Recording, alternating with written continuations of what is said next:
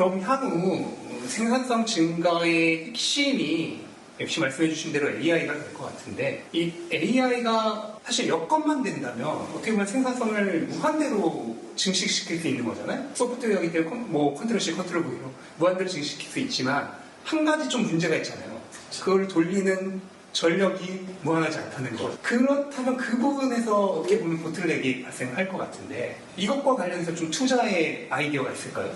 유럽과 미국이 지난 2, 3년 전부터 전력망에 대한 투자를 엄청 늘리고 있습니다. 그러니까 원래 전력망이라는 거는 국가가 개발하는 단계 초기 때 한번 구축하고 그 다음에는 선진국에 대해서는 투자가 매우 줄어합니다. 근데 최근 3년, 5년 놓고 보면 선진국의 전력망 투자가 이머징 국가의 선진 전력망 투자보다 더 커지고 있습니다. 그리고 발전소라든가 특히 신재생 에너지나 원전 같은 것들에 대한 투자도 더 늘어나고 있고 정부 차원에서의 지원도 늘어나고 있어요. 그래서 이러한 변화들, 그리고 전기가 부족해지고 전기를 어떻게 보면 안정적으로 가져가기 위해서 무엇을 할 건가. 그래서 전기를 할 수 있는 디지털 관련 기술에 대한 투자도 늘고 있고요. 그리고 지금은 아니지만 장기적으로 봤을 때 이런 전기 시대에 대응할 수 있는 수소나 10년 이상 나오는 원전에 대한 투자까지도 늘고 있거든요. 그래서 저는 전기로의 에너지 전환과 관련되는 거의 모든 산업들은 시차와 등락의 차이는 있더라도 모두 다 갈 것이다 라고 보고 있고요. 그 변화에서 지금 가장 접목이 되는 구간이 전력망이에요. 왜냐하면 우리가 전기를 당장 생산하려면 신재생 에너지, 태양광 풍력을 하는 데는 2년이면 돼요. 근데 송 배전망을 새로 까는 데는 10년에서 15년이 걸립니다. 엄청나게 잘. 네. 이런 것들의 차세대 전력 시스템이나 전기는 이제 단계적으로 갈 거고요. 하지만 당장 태양광이나 풍력으로 전기를 생산하더라도 원거리에서 생산된 전기를 가져오려면 전선망이 가장 핵심인 거죠. 그래서 전선망과 전력 관련되는 투자가 지금 지난 2, 3년간 폭발적으로 늘고 있고, 그게 사실은 한국이라든가 미국이나 유럽 관련 기업들의 주가들도 다 급등하고 있는 원인이기도 해요. 근데 저는 이 변화가 이제 시작이라고 보는 거예요. 왜냐면은 이 하나의 주기가 처음 시작하는데도 6년에서 10년이 걸린다는 거예요. 그러니까 이 프로젝트는 제가 보기에 아무리 빨리 가도 10년 이상 가는 흐름이다. 근데 저희가 이제 관련 주식들이나 투자가 이제 2, 3년 움직일 거예요. 그래서 저는 아직도 갈 길이 멀다라고 보고 있고, 길게 가면은 얘네들은 계속 우상을 하는 방향을 할 수밖에 없다. 그러면은 좀 전력망 관련해서 좀 유망한 그런 기업들이 있을까요? 제 책을 보시면 나오지만 제가 조금 거기서 포인트를 주는 게 일본의 중전기 회사라고 있어요. 그러니까 어떻게 보면 변압기, 전선 같은 걸 종합적으로 하는데 그 중에 탑픽이 이제 글로벌로 가는 게 히타치고요. 그리고 미쓰비시 전기나 그런 중전기 회사들을 제가 좋아하고 있고, 그리고 사실은 이런 전력 시스템을 하게 되면 냉난방이 되게 중요합니다. 그렇죠. 데이터 센터도 그렇고 앞으로 공장을 저희가 디지털 관련되는 로봇들이 다니면 사실은 저희가 사무실은 시원하잖아요. 그렇죠.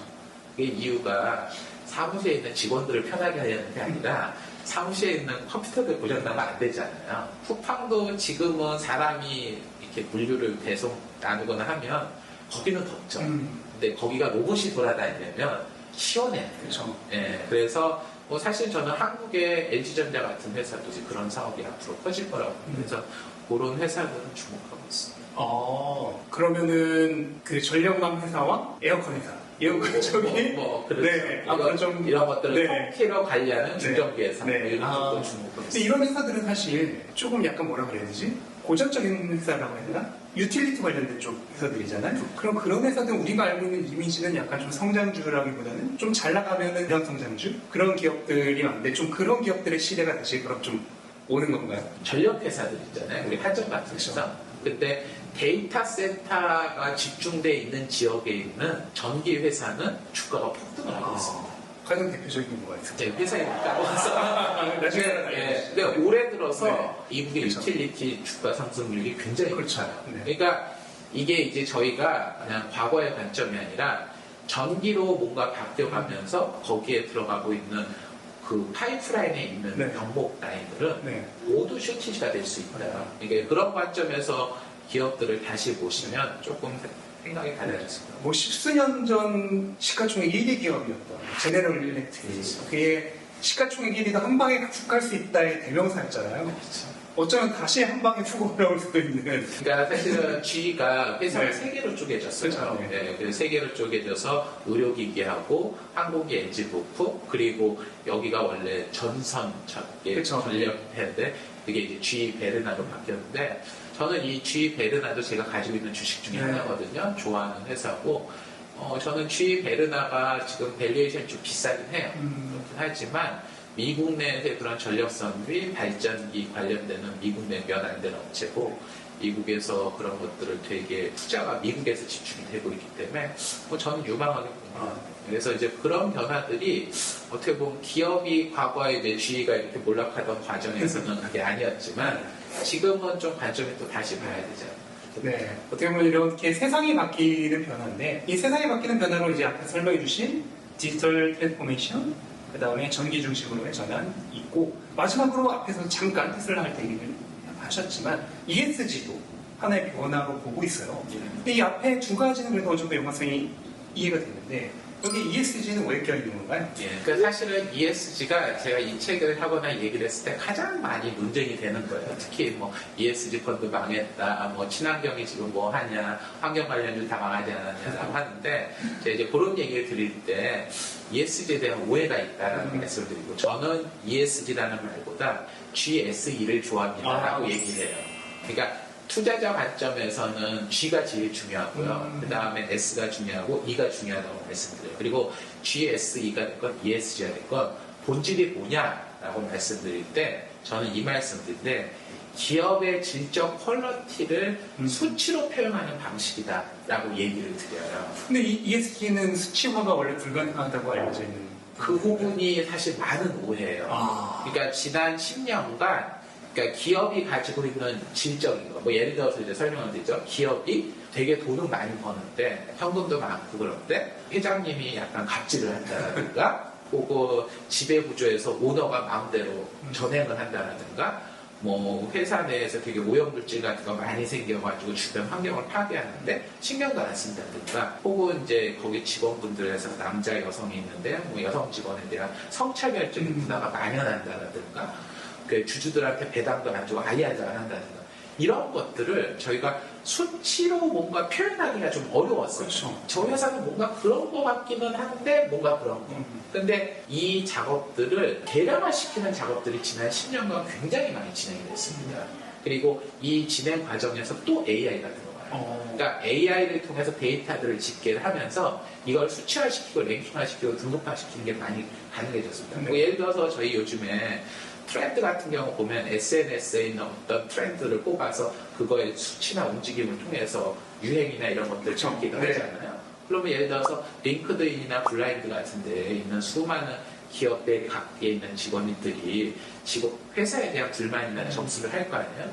그것들을 수치화시키고 랭킹화시키면 각 기업별 직원 만족도에 대한 랭킹들이 나올 수 있겠죠. 네. 그리고 그걸 사람이 집계하기 솔직히 어렵죠. 네, 그러니까 AI 기술이 나오니까 그게 가능합니다. 저희가 회계라고 하는 회계 기준을 하는 게 IFRS라고 하는 데서 이제 전 세계 회계 기준을 만드는데 IFRS에서 작년 하반기에 이러한 ESG도 과연 이제 지표화시키고 랭킹화시킬 수 있는 회계 기준 같은 것도 표준안을 만들었고요. 그리고 탄소 배출과 관련돼서 어떤 식으로 해야 되는지에 대한 것들이 미국이라든가 유럽의 각국 정부 상장 기업들이 이런 것들 규정이나 제한들을 만들고 있습니다. 그래서 이것들이 이제 AI와 접목되고 각 정부의 규제 당국과 접목이 되면서 작년, 올해 전후로 이것들이 데이터화하고 수치화시키는 작업들이 있고 ESG 데이터를 가지고 퀀트 베이스로 분석을 해서 투자 의사결정을 이미 하고 있습니다. 이게 왜 되게 중요하냐면 지금 한국에서도 보면은 예를 들어서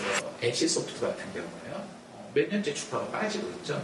빠지는 것 중에 하나가 몇몇 소비자들 대상으로 한 되게 불공정한 방식에 대한 그런 것들에 대한 노이즈들이 문제가 많이 되고 있잖아요.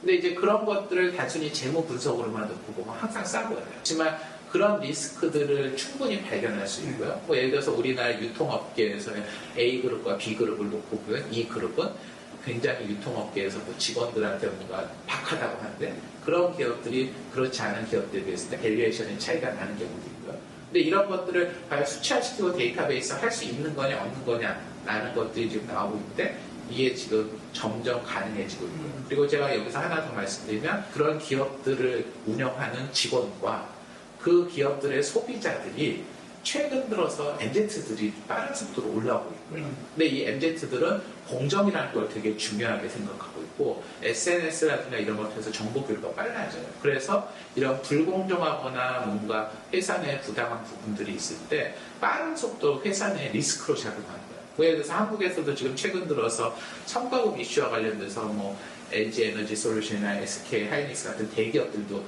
분규한 이슈가 발생을 하고 있고요.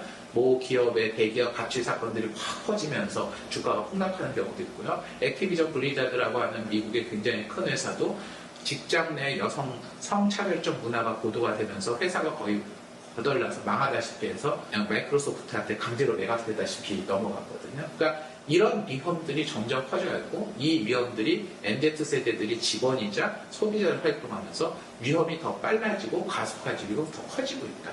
반대로 그런 것들을 잘하는 파타고니아 같은 기업들은 기업의 가치가 확 올라간다든가 그런 팬심을 가지고 있는 뭐 애플 같은 기업이 다른 스마트폰 기업보다 올라간다든가 이런 일들이 지금 나오고 있기 때문에 이게 이제 투자자 관점에서 굉장히 중요하고 이 부분들이 어떻게 보면 AI하고도 전혀 무관하지 않다 이렇게 말씀드리고 싶습니다.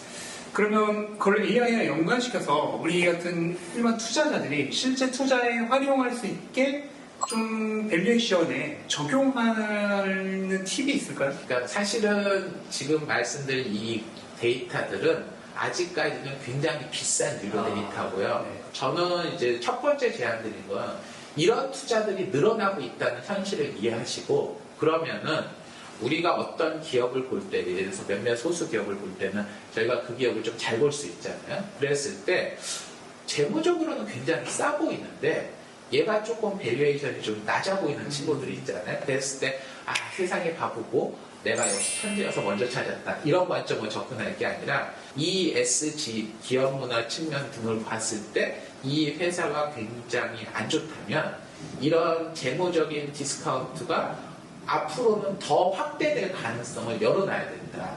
그래서 제가 이제 이 책에 들었지만 ESG에서 기업별, 국가별, 업종 내에서의 그 밸류에이션 차별화가 극심하게 벌어질 거고 이 추세는 앞으로 더 확산이 될 겁니다. 그렇기 때문에 단순히 우리가 재무적 수치로만 가지고 얘는 싸라고 하지 말고 그 기업이나 그 산업이나 그 국가가 ESG적 측면에서 과연 투명하고 공정하고 페어한지 그리고 각 항목별로 그런 건지를 인간적 측면에서 자세히 접근하시고 보면 투자를 하실 때 맨날 싼 주식을라고 생각하지만 사실상 쓰레기 주식을 저희가 잘못 투자하는 네. 그런 일은 좀 줄어들 거라고.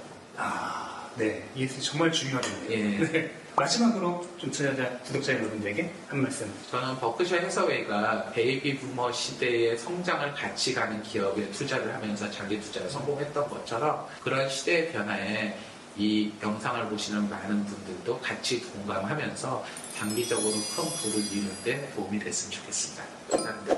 감사합니다.